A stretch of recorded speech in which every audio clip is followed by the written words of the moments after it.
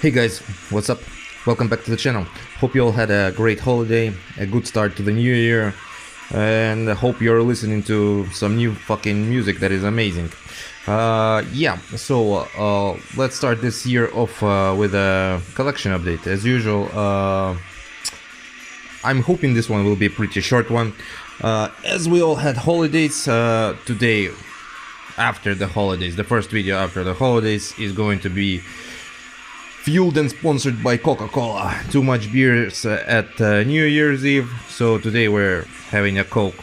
In next videos, hopefully we'll get back to our craft drinking rituals and talking about black metal in all its glory and in all its forms. So let's pop this open and let's start. So cheers, hope you had a good one, and let's roll. Classic shit. Okay, so we're gonna start off with the CDs. Got some CDs for New Year's Eve from some relatives, so gonna show those off, a tape and a couple of vinyls. So it's a short update to get the New Year's going. Alright, so to get into the flow of things, sort of to say. Okay, let's start off with Norway. So we're moving on to Norway, a band that you all know, 1349. So this is Massive Cauldron of Chaos. Let's take a look inside and talk about this band. So 1349, I'm sorry for the glare, it still is dark outside, even though it's 12 o'clock only right now, and I have to put on the lights, so there might be glare. I'll try to manipulate things so that there won't be any glare. So yeah, 1349 from Norway, established in 1997. 1339, for those who don't know, of course, is the year that the Black Plague came to Norway and wiped up, I think it was half of their population or something like that. Track list on the back. Very interesting drawing here. More of a death metal drawing than black metal. But yeah, it is what it is. So, the lineup of the band is very outstanding. Very famous musicians play there. You can just say that on drumming there is Frost here. So this is a 2014 full-length album, and it's the 6th full-length album by this band. And interestingly enough, in the background we're listening to the 3rd full-length album by 1349, which was called Hellfire. So Hellfire and this album are considered to be the best albums in their discography. Yeah, even though they released new albums, they never, reached the heights of this one and that one, in my personal opinion. Like I said, the lineup is very impressive on this album, and in general on this band. The drumming is outstanding. What you get here is basically a traditional black metal.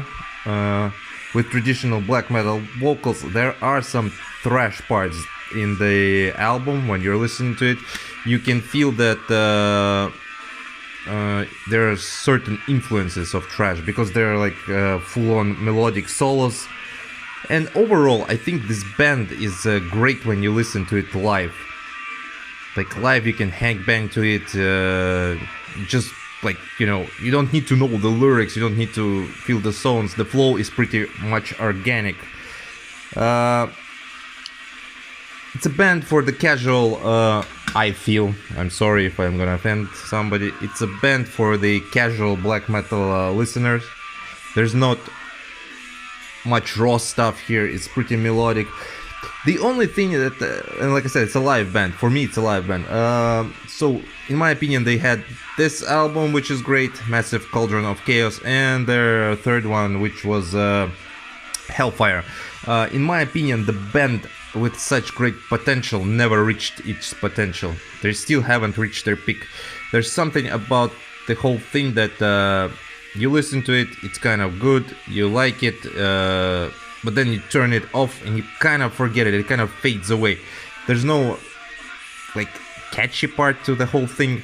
I don't know why this happens, but I think that they still are destined to produce some form of a masterpiece. Even though, like I said, Hellfire and the Massive Cauldron of Chaos are extremely good albums with thrash black influences here and there. So yeah, if you don't know 1349, I don't know where you have been. I think they're one of the most hard touring bands around, in my opinion. I've seen them on a bunch of lineups, but yeah, check this band out from Norway. Really fast black metal. Like I said, it's an easy listener. It's an easy listen for people who want to get into black metal, who are not looking for something raw, maybe something more riff-oriented and something thrashy and something to bang your head to.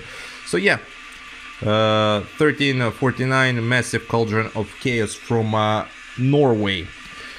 Okay, let's not stop and let's move from Norway. From Norway we are moving into Finland, I think. Yes, we are moving into Finland for sure.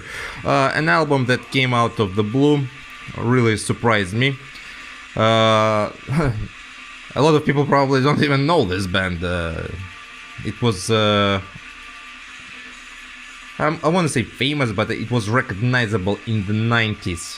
So let's take a look at this beautiful artwork here. Amazing stuff.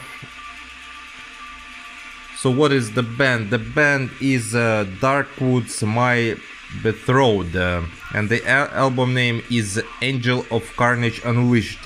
So it's a band from Finland. Interestingly enough, it was established in 1994, so it's a long-running band, but their last full-length album came in 1998, and in 1999 they had like 2 splits, and that's it. Until out of the blue came this album in 2001. Originally it was released by Napalm Records, as you can see here. By the way, it has a very beautiful rune here. Yeah, cool stuff. So I think this is the Digipack version by Soyuz Music. Yeah, so it's a Russian Digipack music. Another beautiful artwork here. So yeah, so after so many years of silence, they finally released an album out of nowhere. I think I don't remember when exactly it was released. I'm guessing closer to the end of the year, but probably a lot of people should have it on their end of the year lists, in my opinion, because it's pretty good. So they announced the return. Everybody's excited, but they announced they have a new member on keyboards. Try to guess who that member is. Out of the blue, that member is Tuomas Holopainen. Holopainen, yeah, if I'm not I'm mispronouncing his last name for sure. It's a guy behind the Nightwish on the keyboards. He's not only the guy on the keyboards, I think he's the main like mastermind, the core member of Nightwish. So of course this was very... Here he is, by the way, this guy.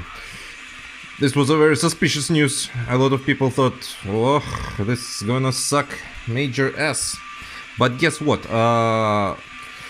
This is some thunderous black metal here with symphonic elements. There are organs mixed into it. There are female chanting vocals, just like chanting vocals, not singing. It's pretty epic, and it's a furious return to form, considering how many years the band was absent. There is so much variety on this album that one of the songs, this one, in Hall of Iron Skull Heart, right?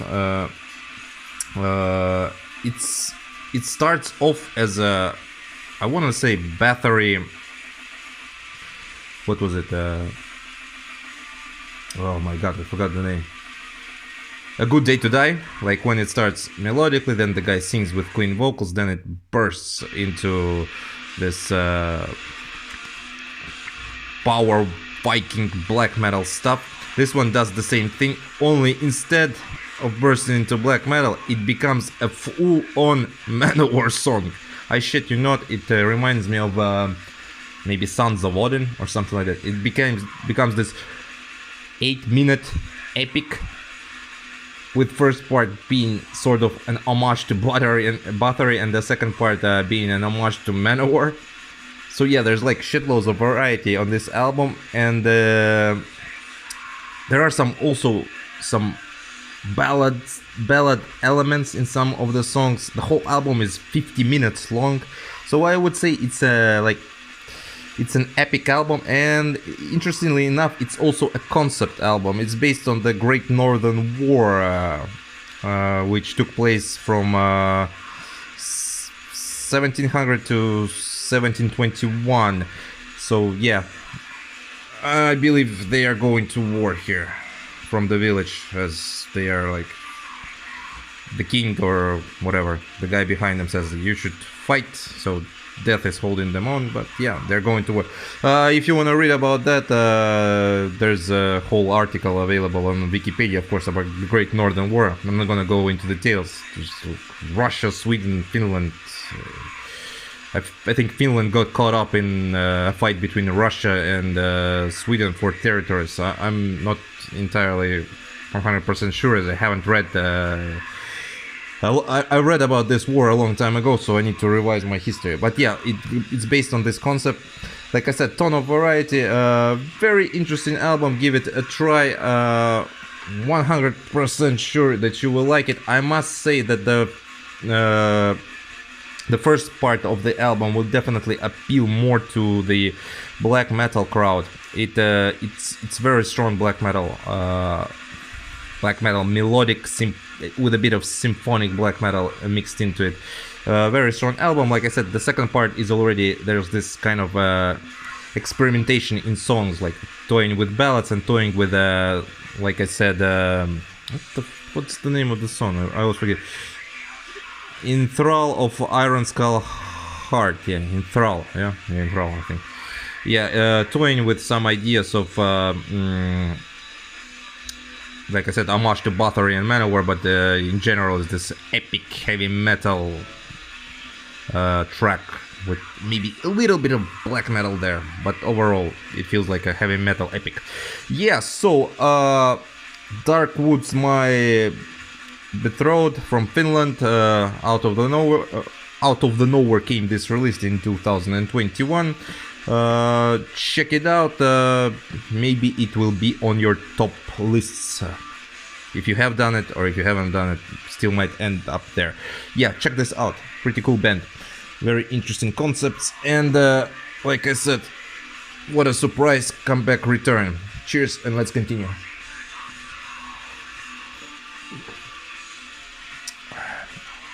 Damn it. I love Coca-Cola and Pepsi and Dr. Pepper. Should cut down on the sugar drinks though.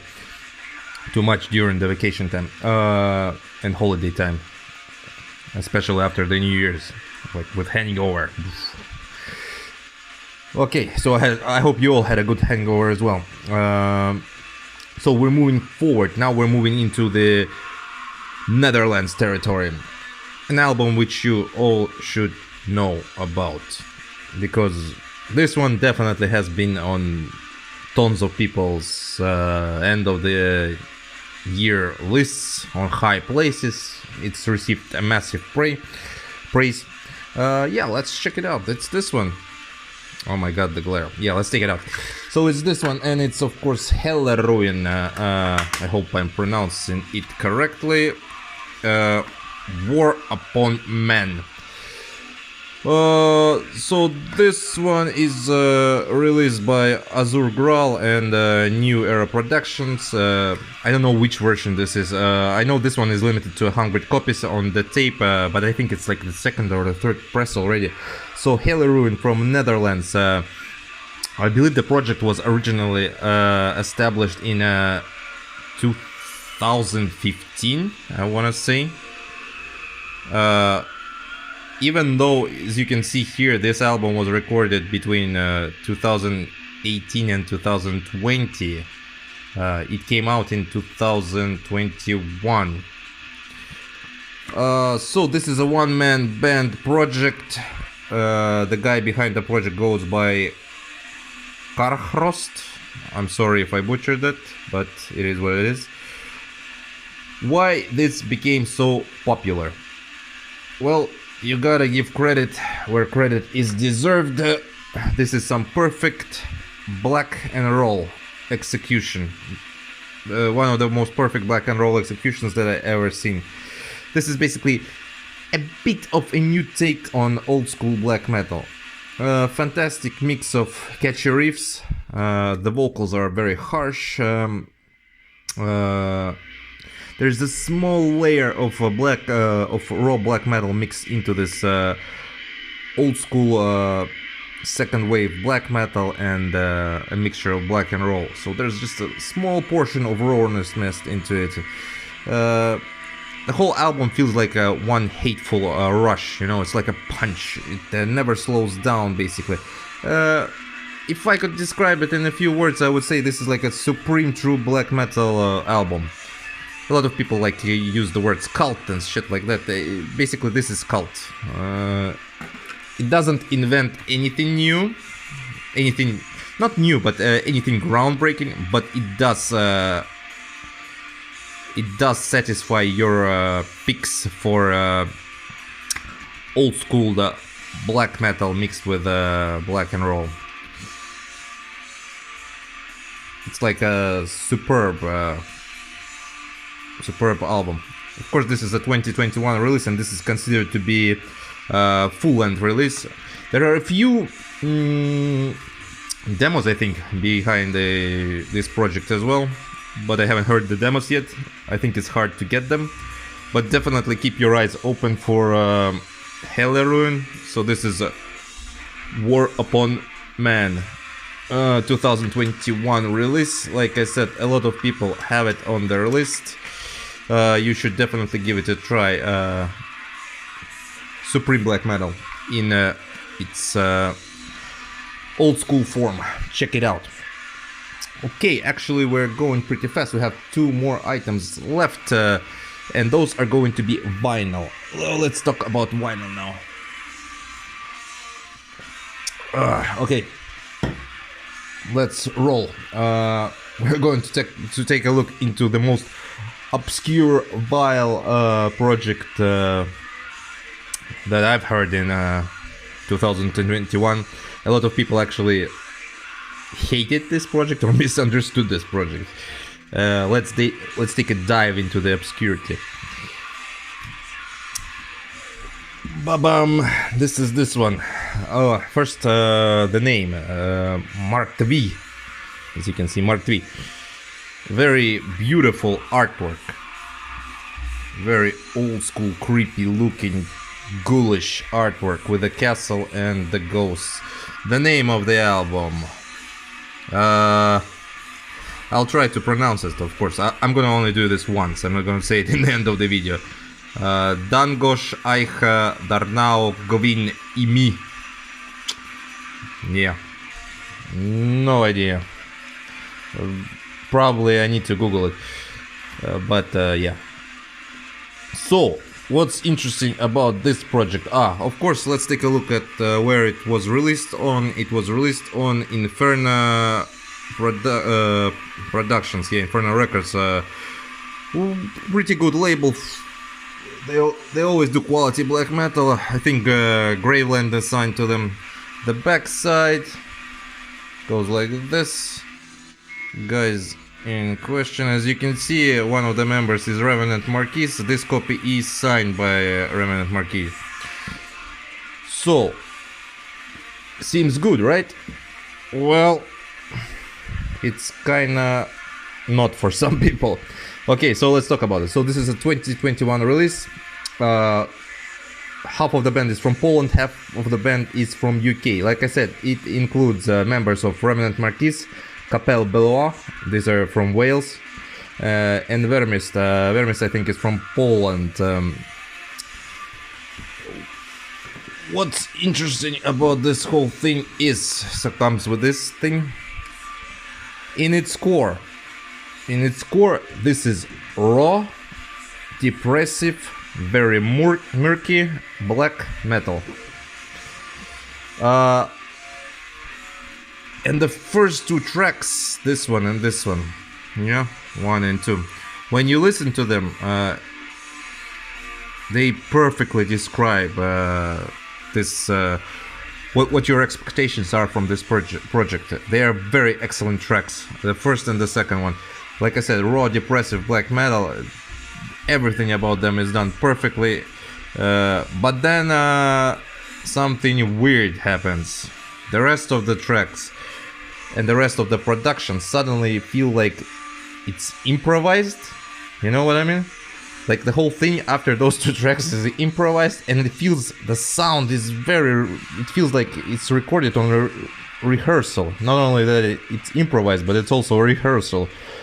There are a few interesting ambient passages in between with screaming vocals, but the vocals and the music is overall like in the background. So the labels are like this, nothing special, comes on the block.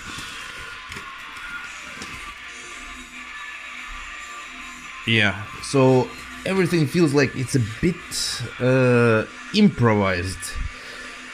So this release is definitely not for everybody, because again, not only does it feel like it's improvised, but like after those two songs, there's something is missing in between those tracks that could have, you know, like kept them together. There's no like production there that would keep those tracks together. But the first two tracks are so good. Everything else feels like a ritual. There's ambient passages, screams in the background. The music and the vocals are actually very distant. Like the production is murky, I would say.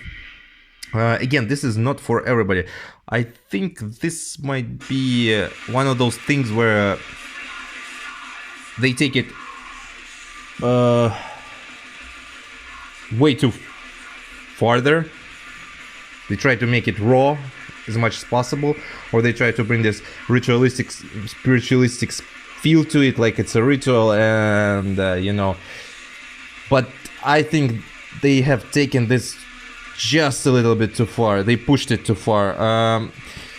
So this is the first side of the coin. The second side of the coin would be that, like I said, this is not for everybody. This is not your general spin. You're not going to spin it like every day or even every month.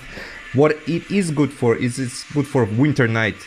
Like if you can sit there in the dark winter night, like turn your lights off, have a whiskey, because this is not an album that you can have with the beer. You need something to drink long, you know. Then you can maybe be submerged into this hellish atmosphere of something like this, like being near a castle with ghosts and ghouls and cemetery, and hearing the sounds and echoes near you, and be scared or the opposite of it, or enjoy it, and you know, feel you that you're empowered by some sort of magic that is going on there. I would say this is not an album. In fact, I would say this is a more of an experience. And like I said, this is not an experience for everybody, and this is not an experience that you are going to, you know, experience every month or every week. Maybe one time in a year you might turn on this record and feel how you are getting submerged into this hellish atmosphere. But yeah, it is what it is.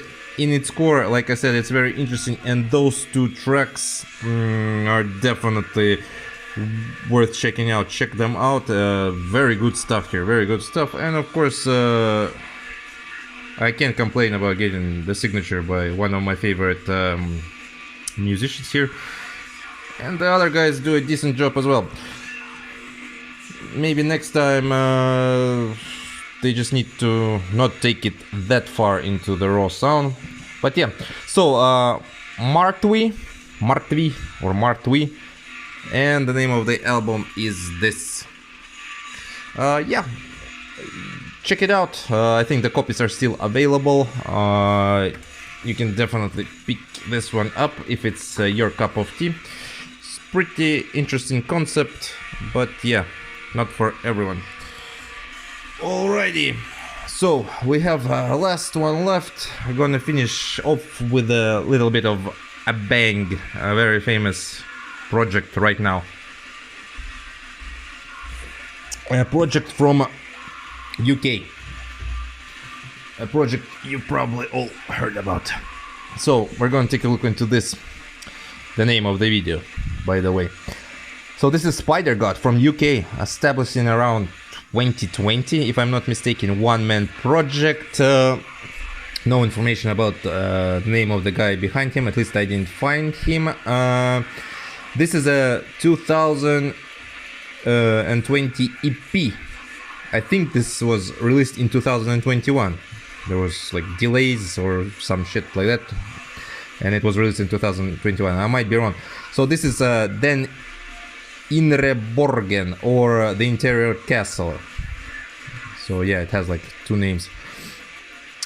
So Spidergod is a very interesting project. By the way, this one is released on Steel Death Cult Productions, not their current label name. Let's see if I remember correctly. Yeah, it does come with something. There you go. Very grim looking art. So this is only 22 minutes. Oh, 23 minutes, sorry. It's considered to be an EP. There's some variety to this. Also, it starts off with a dungeon synth intro, and there's like screams of woman who I'm guessing is in torture or she's scared in the background. And it also ends with a outro, which is also a bit of a dungeon synth outro, but it's less. It's more calm than the first one. So it's like the album is over and you know, you now can relax or something like that.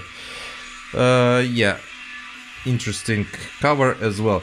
So again, in its core, this is I would say this is melodic raw black metal. It's very powerful, and it has a very unique sound.